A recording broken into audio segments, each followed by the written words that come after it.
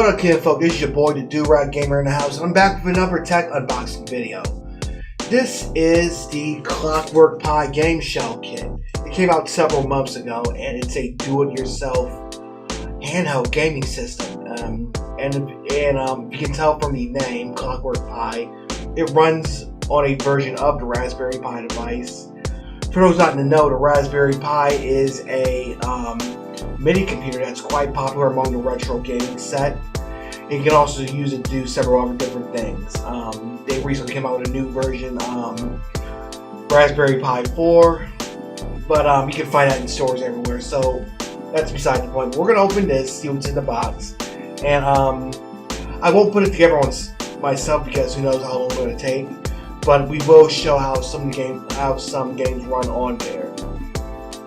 So here's what I got from when I got the box shipped from Amazon. It's pretty generic looking. You got the packing tape, and I'm just getting over a code. And here's the logo on the front, Clockwork.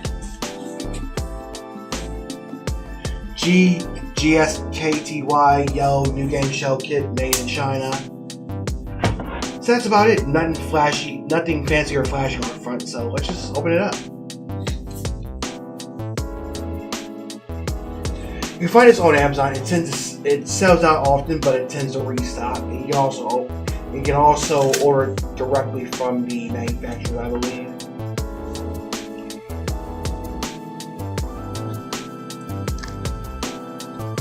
Just gonna cut through the tape, get this box open.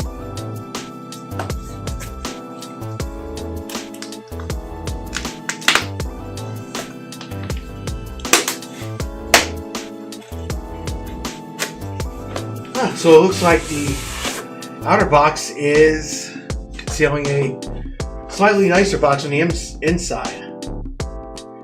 So here's what you actually get on the inside. Don't panic. And it's Gameshell. Redefined portable game console. It's got Wi-Fi and Bluetooth on board, quad-core A7 Linux kernel 5X support, 16 gig micro SD card. I assume you can put in bigger ones. Micro HDMI, rechargeable battery. And it says 2 development boards inside. So, and here's what the unit looks like. So kind of like a Game Boy on steroids. So I'm not going to spend too much more time. I'm going to open it up and see what's inside.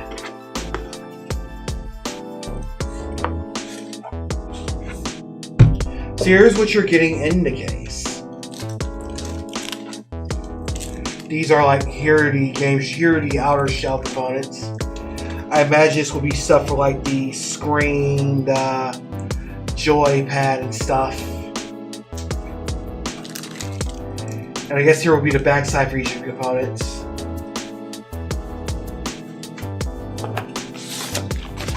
And of course you got instructions, the assembly guidelines.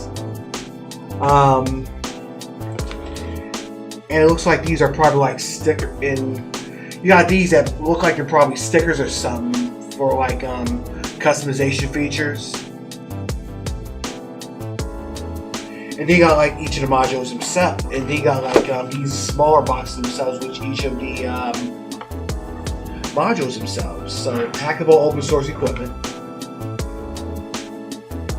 Here's one of them.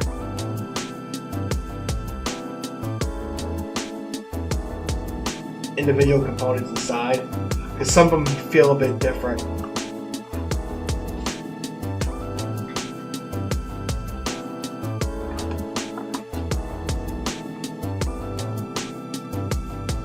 I'm going to take a look and see what's inside one. So here's the box itself. It's actually pretty nice. Compared to the outside, it's actually some pretty nice packaging. So I'm going to take a look and see what's inside these smaller boxes. See what I actually get. Here's one of them. Caution, sensitive electronic device. Saying you actually want to be very careful with them. So here is what I assume is a battery. Ooh. You got some components, pieces, and you got some wiring.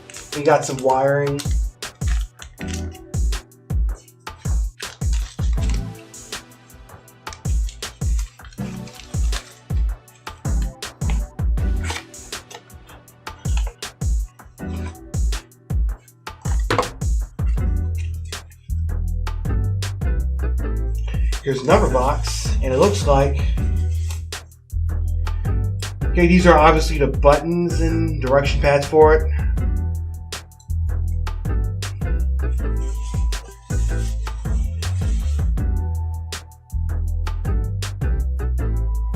Here's something that's made of rubber.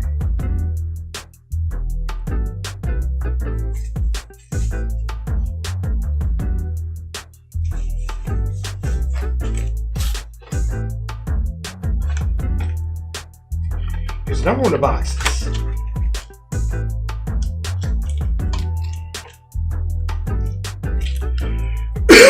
And here's the unit where everything fits into, I assume. The actual game shell. You get a front and a back.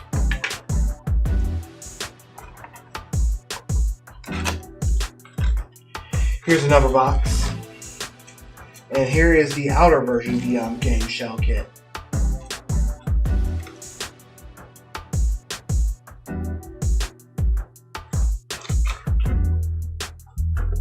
And here is the fifth and final box. This is like another electronic component.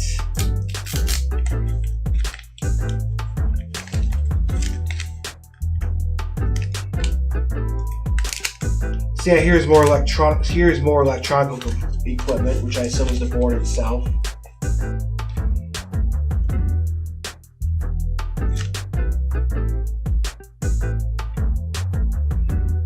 So there's an journal compatible one, and these may not, if I've been wrong, I said Raspberry Pi, but it does run on a version of Linux.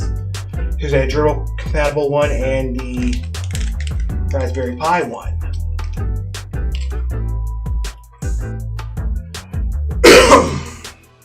And here are the instructions, the assembly guidelines.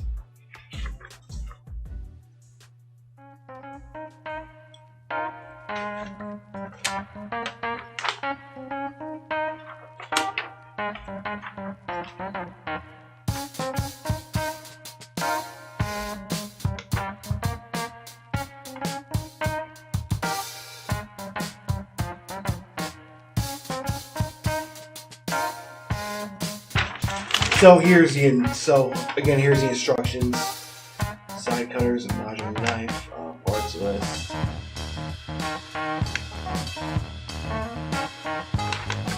It doesn't look like it's anything too extensive, but I'm going to go ahead and put this thing together, and then when I come back, I'll show you how it runs.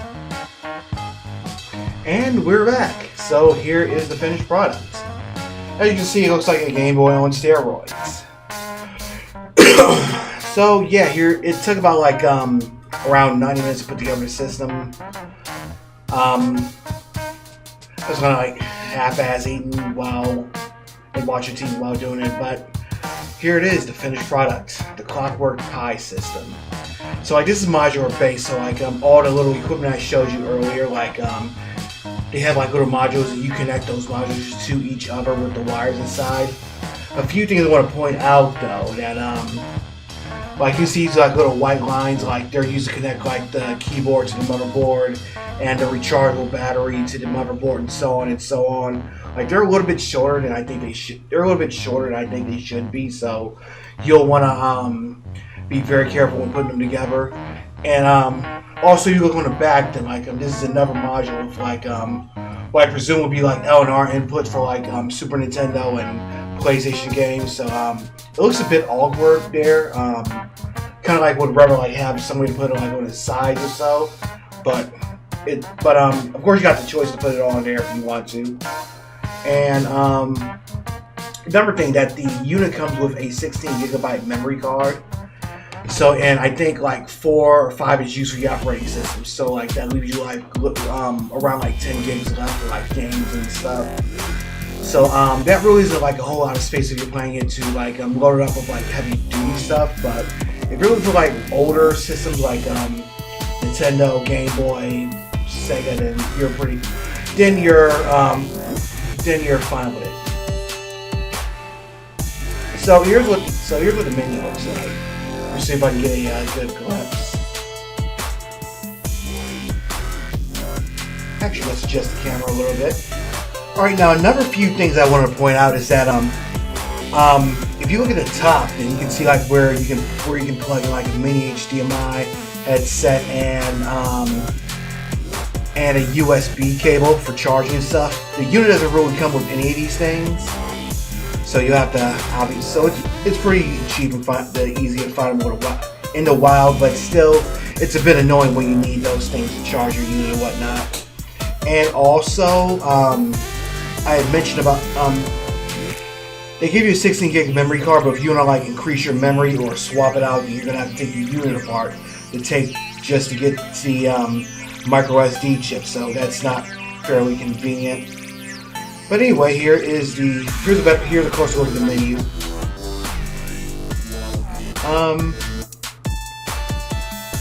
So I did an automatic update. They put this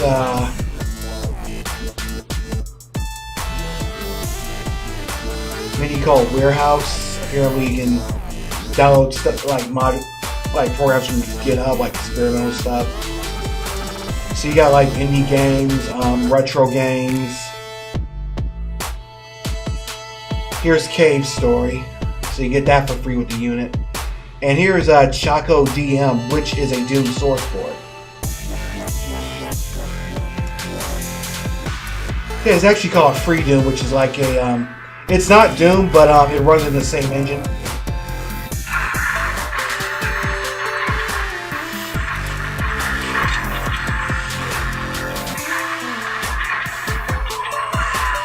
So if you actually had a official Doom mod from like the main game itself, then you could probably run Doom on here. So that's a pretty cool thing.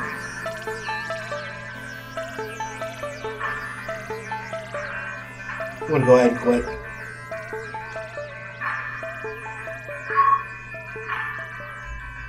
Actually, I'm not sure how to quit, so I'll just.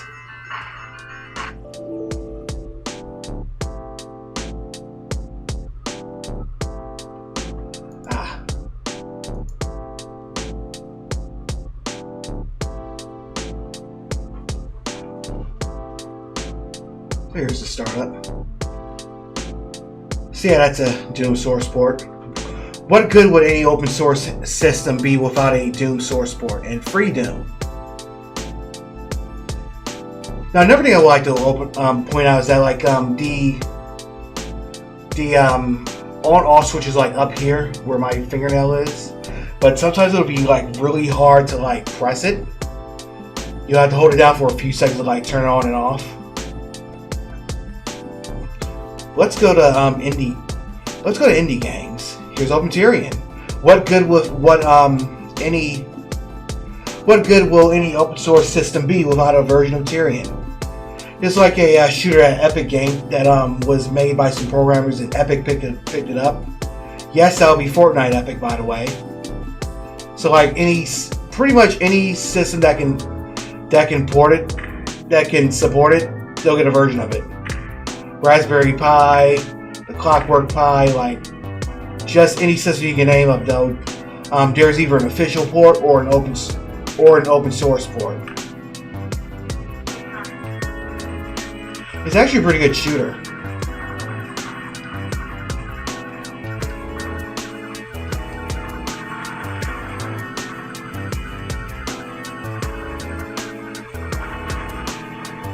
So we're gonna go back home.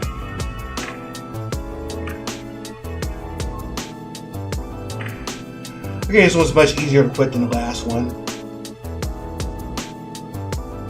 So one more thing I would like to point. Yet another thing I want to point out is that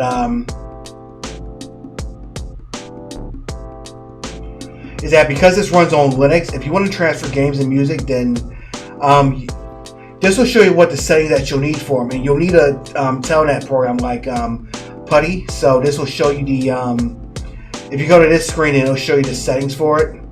I won't go there because it'll display my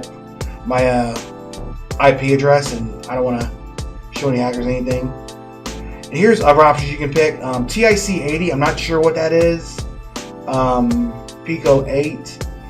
Here's Love 2D, and what that is like a 2D gaming graphics engine. There are some games on here that uses the engine, and I I'll put a link in that description for like any hobbyist who's interested in that kind of stuff. Like the Love 2D, like the engine isn't as popular as say Unity, but there are a lot of games that use it. It's not even a Pico 8. I want to see what that is. Oh, okay. Please purchase the Pico 8 and copy it to the games. Pico 8. So that's something I gotta buy. So it's not completely open source. Oh yeah, and another thing I want to point out is that these buttons are to start and select, but they're also the volume control. So you gotta hold down Shift if you want to adjust the volume.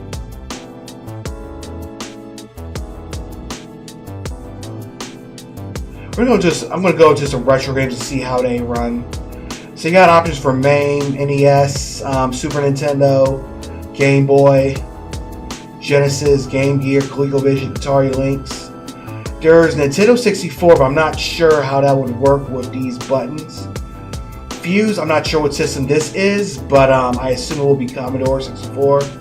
Here's UAE Plus, I'm not sure what that system is, and here is PlayStation. Let's see how a PlayStation game runs on here.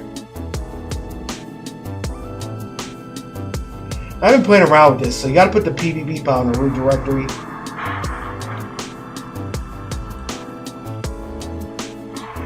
And again, Do-Rag Gaming does not support software piracy. Officially.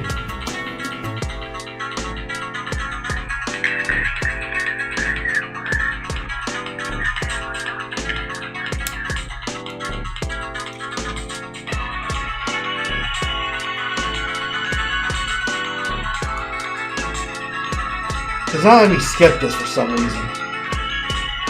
But this is Tekken 2, and if you're familiar with the little intro,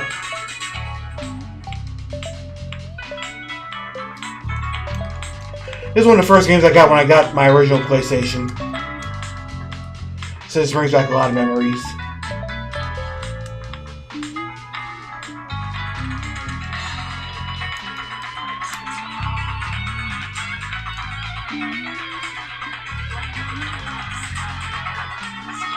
I can't seem to bypass this screen.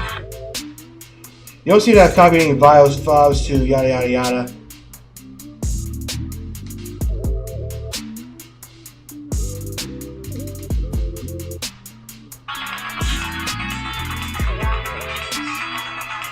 So it's kind of tricky to run PSP games. I just copied the PDB file and here I need a BIOS file. So let's see if I can.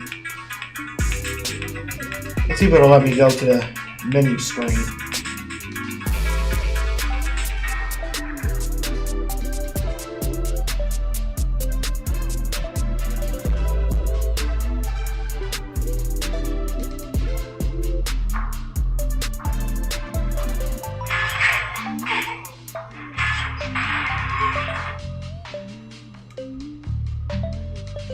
So as I said, you'll want to go to that Cloud UI screen, and you'll need to have a program like Putty in order to move games over to the screen.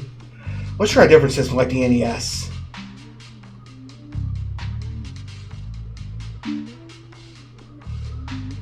You could have the entire NES collection on here, and it wouldn't take a whole lot of space. So that's a good thing. Here's one weird thing it does when you set up it when you start a game for the first time. They'll ask you if you want to set up the game engine automatically, so you'll hit yes. You'll have to wait a few seconds. And then you have to start the game again.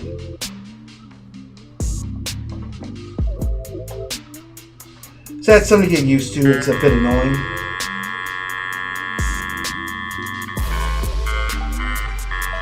And this is Batman on the NES.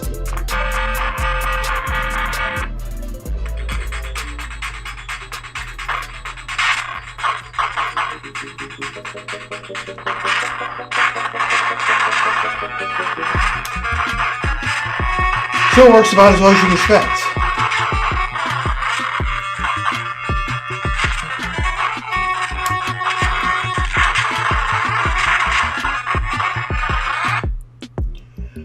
That sounds a little bit off, but that's because the speaker is more than the system.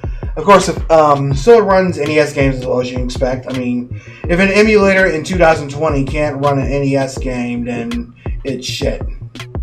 Oh yeah, one thing I also want to point out, like when you're putting it together, like down here is where the audio module is at. But there's like one of the plugs that comes with it is like a really huge white line, and you need to use that one to connect the audio module to the motherboard, which is up here. So let's see what another one runs like. You know, let's do M.A.M.E. I did a variety of different systems. Let's do Bloodstorm. One of the greatest fighting games in the 1990s. Now the thing with M.A.M.E. is that there's several different boards and several different sound systems. So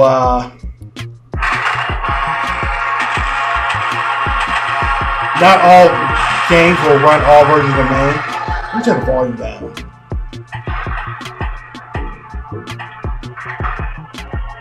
Yeah, this is Bloodstorm, the best, worst Mortal Kombat clone of all time. If you saw one of my side loading video, then I think I tried to run this game when I side loaded it.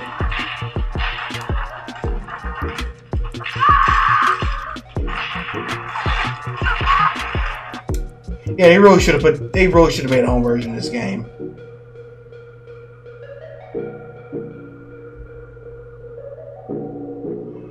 Alright, let's check out another game. Here is King of Fighters 1995. This runs on Neo Geo. So let's see if this can run the Neo Geo chipset. And apparently not. At least the main emulator can't. There's probably another one that I have to run it with. Let's try another one, Cyberlip. So that's definitely a first if this thing can't run Neo Geo games, or if I gotta do some more hack. Obviously, given the nature of this device, I'd probably have to do some more hacking in order to get it to run Neo Geo titles. But that's kind of a surprise that this can't run Neo Geo out the box.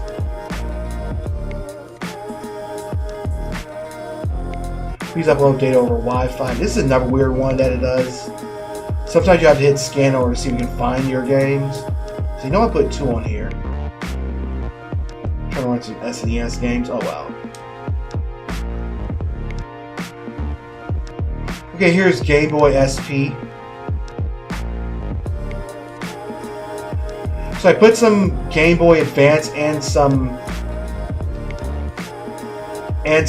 Game Boy games on here. So let's see how they run. So let's see if they can run the same thing.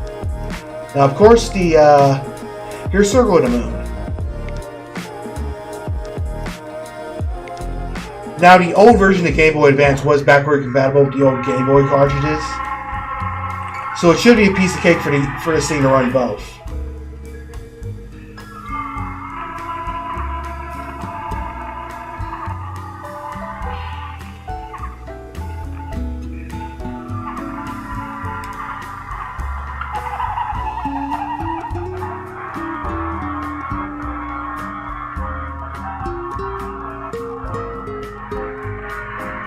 This is Castlevania Circle of the Moon, so this probably isn't it's probably isn't the best example for filming.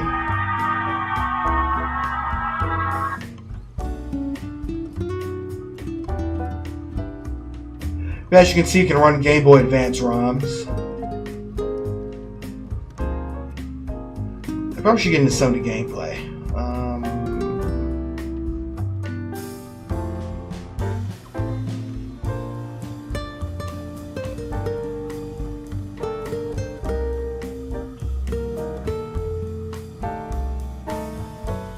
Castlevania Harmony of Dissonance. This is a slightly better game to demonstrate because I remember when they first came out with this game, like they fixed the color scheme problem.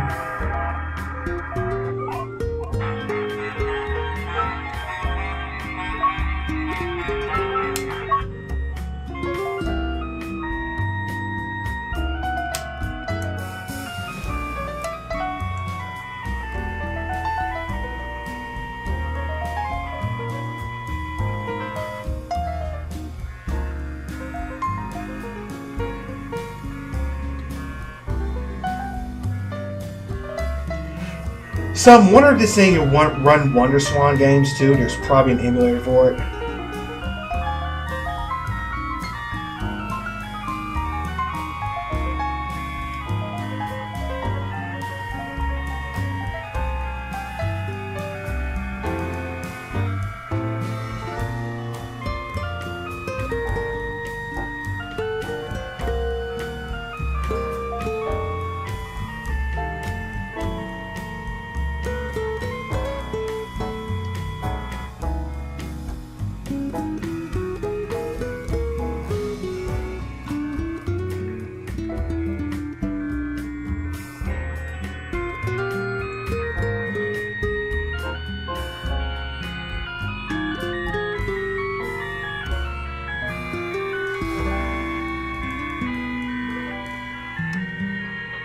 Yeah, I remember, like, they came out with this one. It had bright and bigger graphic sprites, so it'll work better on a Game Boy Advance, but then I remember the sound being crap. So I guess that's why they came out with Aria of Sorrow, like, shortly after. But it's still a pretty cool game, though.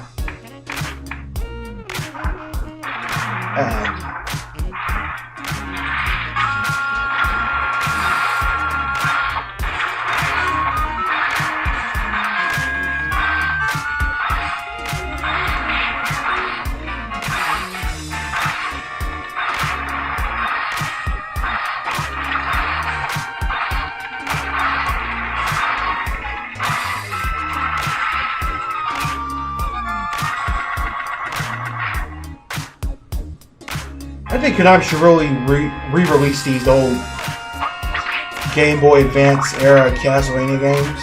They're pretty cool.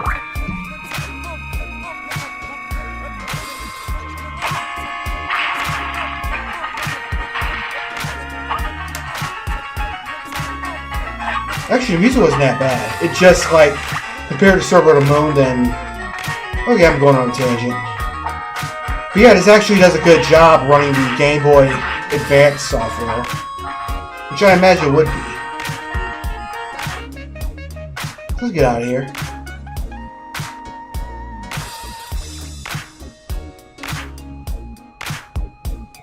Anyhow, this takes you all the way back to the menu, but let's try if we can run an Atari Lynx game.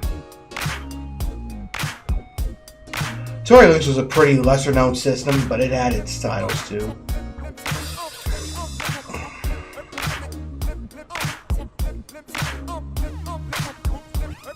So the Atari catalog, that's another thing that won't take up much space on here.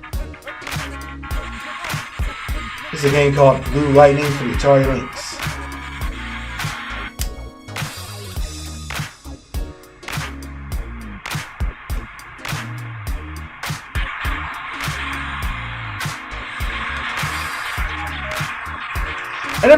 I never had a Lynx growing up. But from what I'm seeing right now, this is pretty responsive. And of course, unlike the actual Lynx, you don't have to worry about the battery stuff running out on you.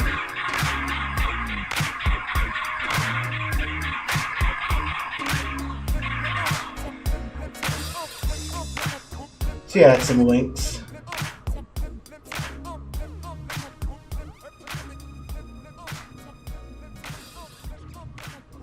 Let's do one more.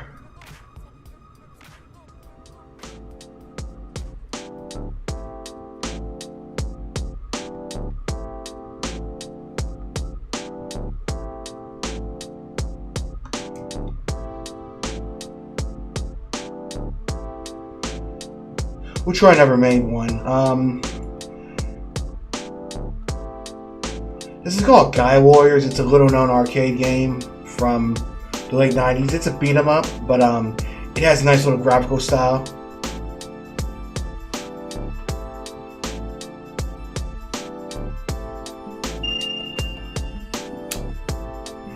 Now one thing I should point out is that again, keep saying that. I'm re-recording this because like when I tried to record it like last night, I tried to use a little HDMI that caused like a few problems. First of all, the screen will be shrunk, like for the menu, and like it's real hard to get footage off there. And also like and also if you're running like an emulator like at least M.A.M.E, then there's like lag and it slows down, so it's really not worth it. And besides, who's gonna play a handheld system on their computer anyway?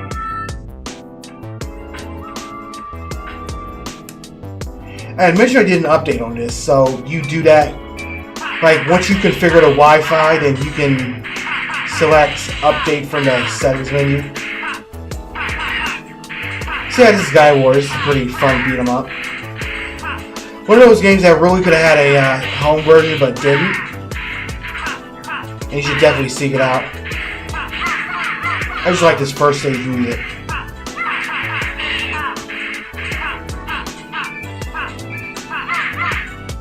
Actually, there's one game I want to see how this thing can handle.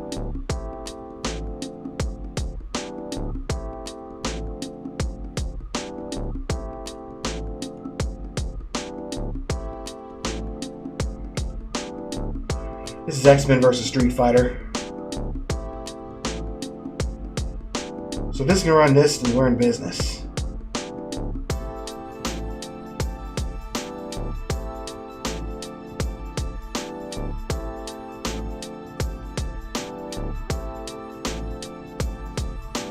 Their OCB didn't connect. I guess not. I don't know if it's just this ROM or maybe it probably won't run that system, the CPS2 board, but oh well.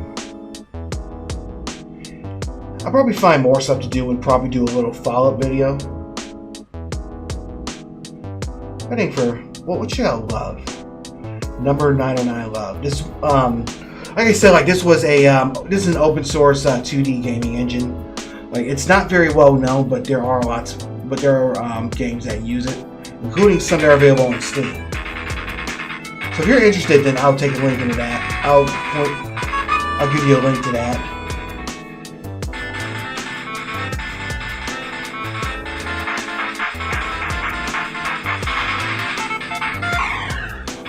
Huh.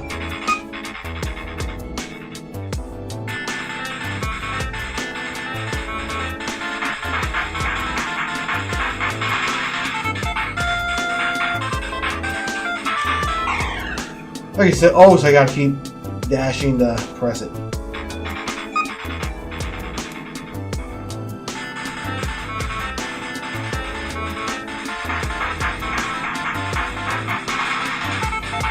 And avoid crashing into stuff. Okay, so it's like an infant runner. Alright.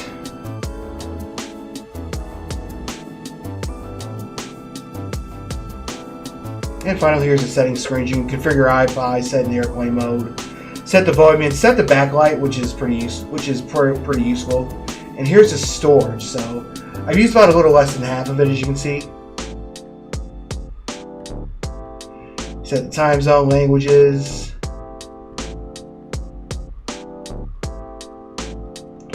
Before I set the time zone, America.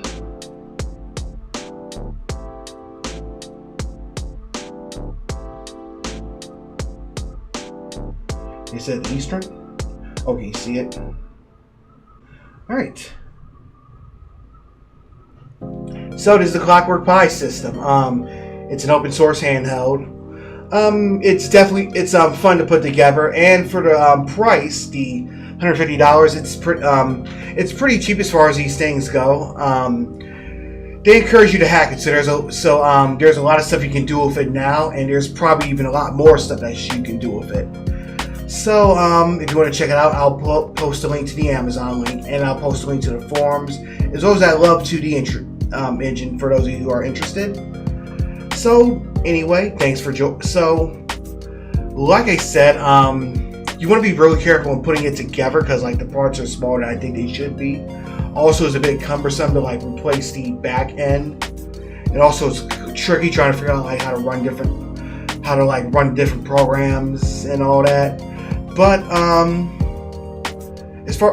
but hey, it's small, portable, and you can do whatever you like with it.